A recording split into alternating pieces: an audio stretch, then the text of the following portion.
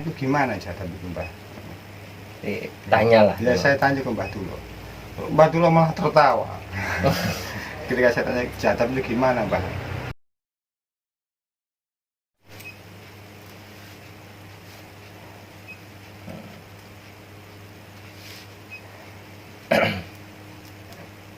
Jadi gini Mas, kemarin tempo hari kan saya habis buat video yang kemarin itu kan, saya penasaran juga ya, penasaran maksudnya bahasa kata jadab niku yang seperti apa sih kok. Saya ya kemungkinan ya kalau saya baru dengar lah. Sebenarnya kalau saya juga sama Mas. Masalah jadab ya bingung. Bingungnya itu saya belum pernah mengalami. Cuman apa itu masalah jadab itu pernah beberapa kali saya bertanya pada apa itu Gus atau Romo Yai, dan bahkan saya pernah bertanya ke Mbah Dulo, pelaku yang pernah jadab. Dan mungkin saya harus menceritakan Mbah Dulo. Ya. Dan saya sudah minta izin. Dapat izin. Ya, alhamdulillah sudah dapat izin. Jadi saya bisa meneruskan apa itu video ini. Saya tidak bisa izin ya, mungkin tidak bisa meneruskan video ini. Cukup sekian. Jadi video sebelumnya ada penutup. Nah itu suatu saat itu saya pernah berbincang sama Mbah Dulo. Saya bertanya, jadab itu bagaimana sih Mbah? Tadi bahasa jadab atau majedub kan gitu. Dalam artian yang saya pahami, orang jadab kan hilang akal sehatnya. Terus saya itu beberapa kali itu melihat ada alim ulama atau habaib atau gus-gus yang jadab. Tapi saya lihat ya normal kehidupan, normal. Maksudnya ya berpakaian biasa atau ya normal. Tapi sebenarnya itu gimana jadab itu Mbah? Tanyalah. Ya saya tanya ke Mbah Dulo. Mbah Dulo malah tertawa. Ketika saya tanya jadab itu gimana Mbah? Tertawa. Cuman akhirnya Mbah Dulo memberi apa itu, memberi semacam panduan. Jadi jadab pertama harus ada guru. Seseorang bisa jadab itu pertama ada guru. Terus harus ada bacaan aurat yang dibaca, entah wirid apa, sholawat atau zikir tertentu dari guru tertentu. Tadi juga biasanya orang-orang tertentu juga. Enggak ke semua orang lah. Enggak setiap orang bisa jadab. Dan itu kan biasanya kan perintah guru, alias apa itu tetap hubungannya sama ketakdiman, sama ketawaduan sama guru, sama orang tua. Masalahnya identiknya jadab itu adalah gila sama Allah, istilahnya kalau kita tadi bahasa simpelnya Mbak Dulo pernah bilang ke saya, jadab itu intinya menghilangkan segala sesuatu di hati selain Allah. Jadi dihilangkan dengan bacaan atau aurat-aurat tertentu yang dibimbing oleh mursyid atau seorang guru dalam batas waktu tertentu ataupun selamanya. Kan Mbak Dulo pernah bilang saya ada jadab atau majedub itu fana. Yang fana ini katanya Mbak Dulo itu tidak sadar, dengan dirinya sendiri tidak sadar Mas. Jadi ketika majedub atau jadab fana itu tidak bisa digurui.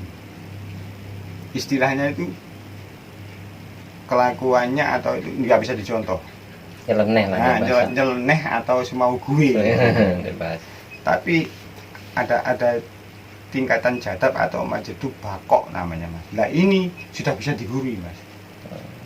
Normal tapi entah apa bahasanya itu, kata Batula itu sudah langgeng, sudah bisa digurui. Secara syariah sudah bisa digurui. Tapi ketika masih fana belum bisa digurui. Cuman kalau kita bertemu kiai atau gus atau habaib yang dalam keadaan jadab fana, ya kita harus menghormati, melayani, tapi tidak boleh meniru karena belum bisa ditiru. Tapi kalau sudah makom bakok itu bisa ditiru dan bisa mengajari biasanya, seperti Allah yarham Hadratus Syekh Hamid Zazuli, Mbah Put Pakerwojo, kan gitu. Itu yang contoh-contoh yang apa itu, yang bakok. Jadi tetap dikasih penjelasan lah sama Ya, sama Mbak sama Mbak Mbak Dulo. Dulo. Akhirnya Mbak Dulo cerita salah satu cerita dari kejadaban, karena Mbak Dulo pernah cerita ke saya beberapa kali mengalami jadab. Nah, cuman kali ini saya ingin menceritakan kejadaban Mbak Dulo melalui aurat sholawat Fatih, di Janiyah.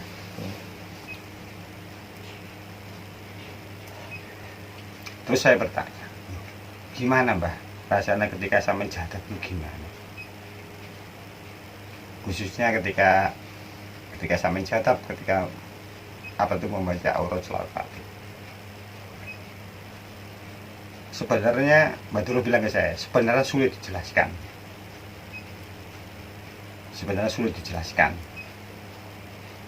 Karena apa? Kata-kata itu tidak bisa mewakili, tindakan itu tidak bisa mewakili. Tapi mungkin sederhananya, ketika saya Mbak Dulo mengalami jadab, itu siapapun yang dilihat itu hanya dirinya Mbak Dulo. Kenal nggak kenal di mana pun itu Mbak Dulo mas, katanya gitu. Jadi saya itu kemana-mana yang saya lihat ya saya. Ada orang nongkrong, ya saya, yang menceritakan saya. Dan yang lebih apa itu, lebih di awal-awal jadab itu katanya hanya menceritakan kejelekan saya, yang mungkin itu terus lubung di hati saya, katanya Mbak Dulo. Maksudnya gimana Pak? Ya mungkin orang kan tidak tahu aib saya yang saya sembunyikan, tapi ketika ada orang berbicara itu seakan-akan itu membicarakan saya, aib saya yang saya sembunyikan. Jadi saya itu hanya bisa bilang Allah, Allah, Allah. Bilang gitu. Iya, benar, terus itu benar. Tadi Bapak gitu. Jadi kemana pun, ke pasar, orang ngomong ya yang didengar Pak Dulo, yang ngomong ini saya sampai saya lari ke tengah sawah, kedengeran suara yang ngomongin saya. Jadi istilahnya begitu, Mbak Dulo bilang ke saya. Jadi di dunia ini tidak ada siapa yang ada saya dan Allah. Bilangnya gitu. Jadi maksudnya itu seakan-akan Allah itu buka apa yang tersembunyi di dalam diri saya.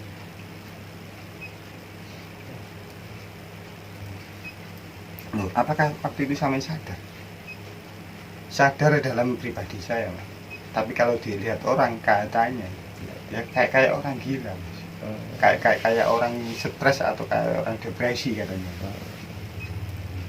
Padahal di dalam dirinya Mbak Dulo sendiri sadar. Justru semakin sadar posisi kemanusiaan atau dirinya Mbak Dulo sendiri, itu lebih sadar sebagai manusia yang tidak bisa lepas dari dosa, sebagai manusia yang tidak bisa lolos dari penglihatan Allah, pandangan Allah, pengawasan Allah.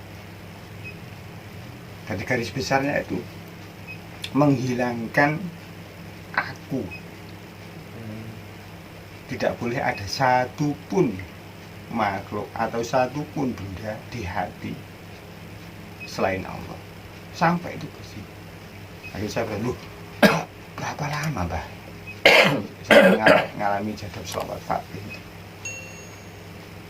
Kalau berapa lama ya saya nggak tahu. Tapi menurut kebanyakan yang jadab lewat sholawat Fatih, khususnya di Jamiyah, rata-rata itu 120 hari. Rata-rata itu 120 hari. 3 bulan. Ya sih, intinya itu 120 hari atau itu mungkin ya bisa dikatakan 3 bulan. Lebihnya. Nah, itu baru sampai puncak. Puncaknya gimana Mbak? Puncaknya ketika sampean sudah tidak protes lagi.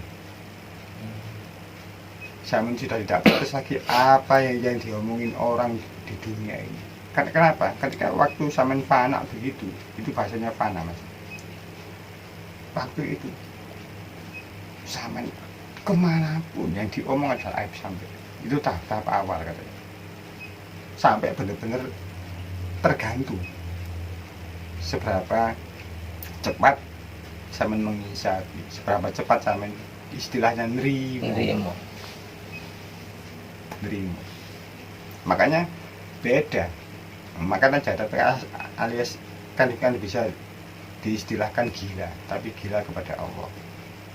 Dengan ada membaca aurat tertentu atau bisa puasa tertentu, wirid tertentu, dan ada gurunya murus, tidak bertanggung jawab Mas. Tidak bisa jadabi sendiri, tidak bisa.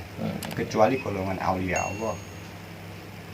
Karena aulia Allah itu menurut Bahdullah, saya pernah dengan Bahdullah, ada yang diangkat jadi wali itu dari dalam kandungan sudah diangkat jadi wali.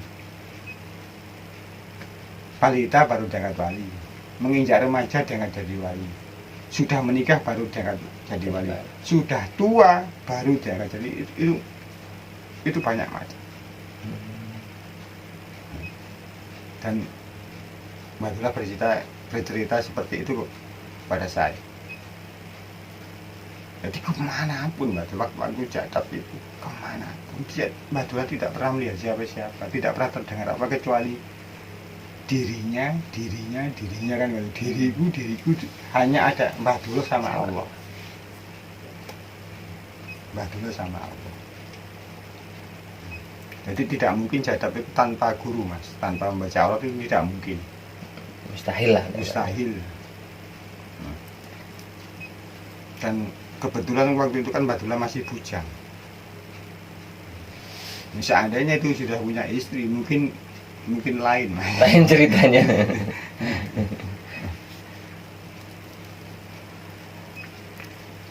Jadi sedikit cerita dari Bahdullah itu jadab itu seperti itu.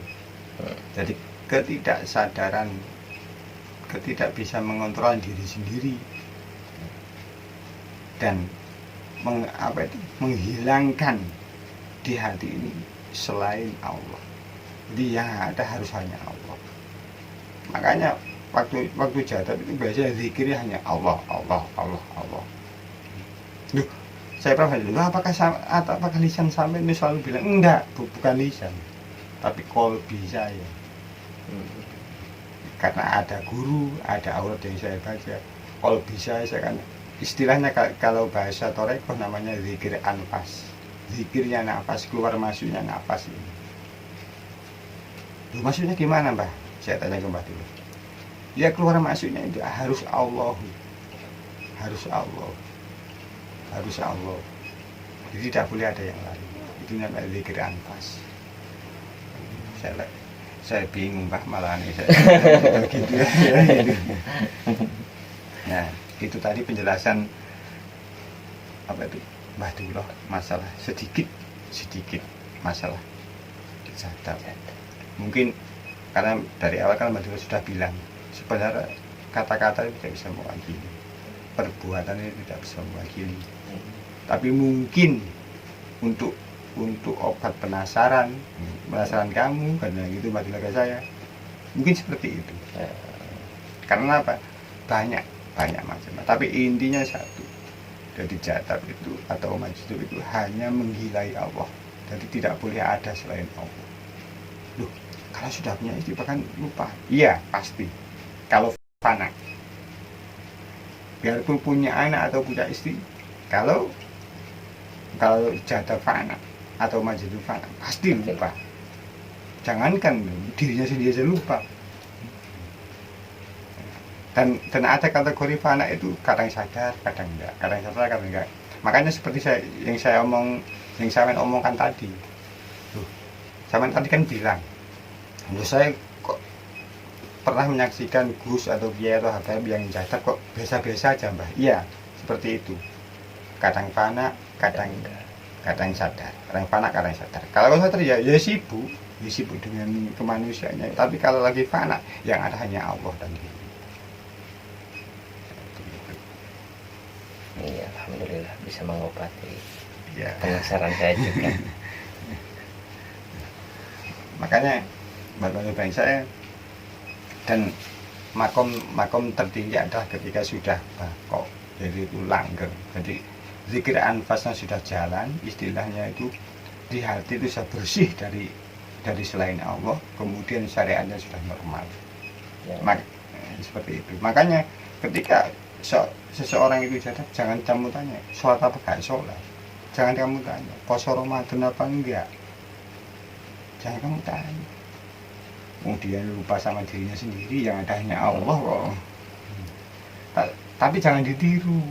Makanya Mbak Dula bilang ke saya, kalau kamu menemui Gus, Kiai atau Habaib yang jadab apalagi fana, jangan kamu tiru perilaku, tapi layani semampunya, taklimi, hormati, begitu. Jadi kayak jadab itu kan khususnya kan kalau kata-kata Mas barusan yang dibilang sama Mbah Dulon itu khusus kepada Allah gitu. Nggih. Tapi kalau yang secara syar'i mungkin hubungannya kali Kanjeng Nabi Muhammad. Nggih. Kalau sudah bakok menyempurnakan, istilahnya gini loh Mas, istilah singkatnya itu ketika jadab itu membetulkan asyhadu alla ilaha illallah. Tadi yakin, sudah yakin asyhadu alla ilaha illallah, baru yakin wa asyhadu anna Muhammadar Rasulullah. Mungkin seperti itu. Tadi justru untuk biar sholatnya benar, puasa Ramadannya benar, biar zakatnya benar, biar hajinya benar. Istilahnya itu benerin syahadat. Jadi gitu ya.